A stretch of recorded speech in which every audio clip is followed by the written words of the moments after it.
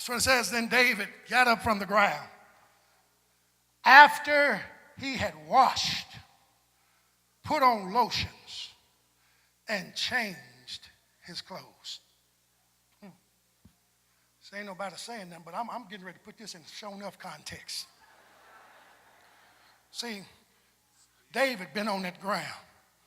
He's been in such distress. He stunk. 7 days. No bath. Been in sackcloth and ashes. Rolling on the ground crying out. See, what bothers me about 21st century church, some of us will tell a lie. Some of us know we've been there. Some of us know we've been there. Where we were so depressed, where we stayed in the bed. Let me talk to the real folk over here. We stayed in the bed. Didn't even take a bath. Wasn't studying a shower. Didn't even brush our teeth.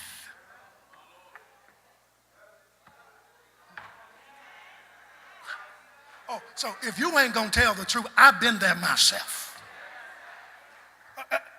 And David has been at a hard place in his life.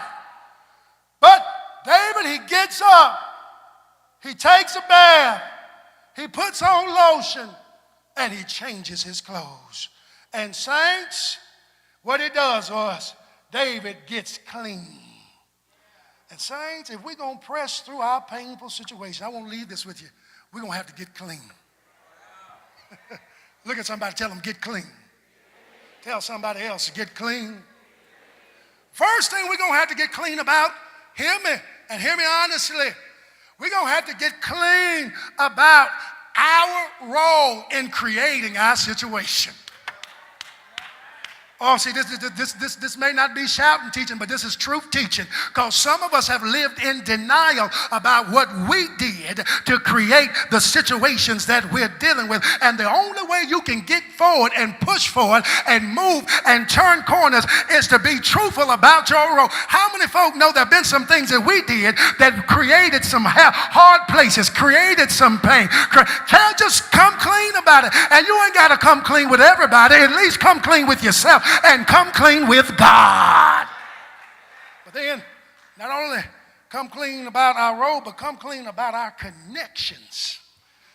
Some of us, we've been connected for too long to the wrong people, and we have allowed the wrong people in sacred spaces in our life. And how many folks, y'all ain't talking too much today, so I'm just going to preach and holler to my own self then. But how many folks can tell the truth that you know you allowed the wrong people at some point in your life to keep pulling you down into their mess and trashy situations? And it's like the parable of the prodigal son. You didn't come to yourself until you were in the pig pen. But thank God that you can still come to yourself, even in the pig pen of life. I said it yesterday, I've said it before, and I'm going to say it today. If it looks like a snake, hisses like a snake, coils like a snake, slithers like a snake, it's a snake.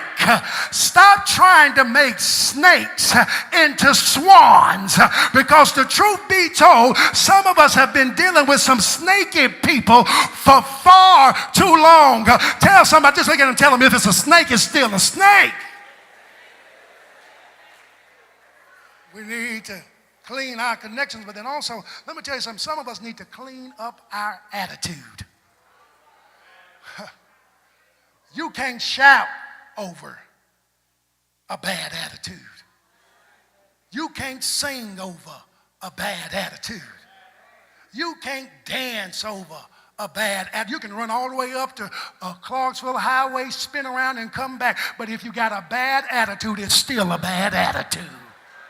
And for some of us in the church, we are stuck where we are in our life, not because we don't have potential, it's because we have a bad attitude. And let me tell you something, if we really are honest, most of us really don't have too much to complain about. How many folks know what I'm talking about? We might have a few aches and pains, we might have to take a little bit of medicine, we might go through some stuff, but all I guarantee you is if you look across the street, there's somebody who would love to be living in your shoes. How many folks know what I'm talking about? And that's why every now and again, before you ask God for anything, begin to tell God thank you, because a good thank you will help put some things in perspective. How many folks know what I am really talking about in temple today? If you just thank God for the fact that he woke you up this morning, that ought to change your attitude. If you thank God for the fact that you have at least a reasonable portion of health and strength, that ought to change your attitude. How many folks in here got somewhere to live? That ought to change your attitude. How many folks got food on the table? That ought to change your attitude. How many folks called your children and your children were doing all right? That ought to change your attitude, because some of us will be 85, 105, but if we don't change our attitude, we will never rise up to realize everything that God has for us. Because for some of us, it ain't a money adjustment, it ain't a professional adjustment, it's an attitude adjustment. Tell somebody, adjust your attitude. Tell one more person,